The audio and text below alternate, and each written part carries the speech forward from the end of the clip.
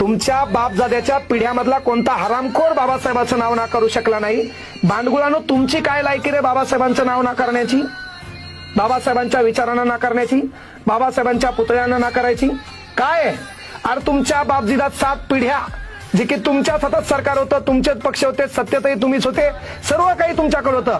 जेव्हा देश न शिकलेला होता तेव्हा तुम्ही बाबासाहेबांना नाकारू शकले नाही। आता तर सर्वांचा काळ बदलला आहे। पाये कोट घालून चाललो इमानात, कोणामुळं? डॉक्टर बाबासाहेब आंबेडकरांमुळे। तुमच्या बापजाद्याच्या पिढ्यामधला कोणता हरामखोर बाबासाहेबांचं नाव नाकारू शकला नाही। भांडगुळानो तुमची काय लायकी रे बाबासाहेबांचं नाव नाकारण्याची, बाबासाहेबांच्या विचारांना नाकारण्याची, बाबासाहेबांच्या पुतळ्यांना नाकारायची काय?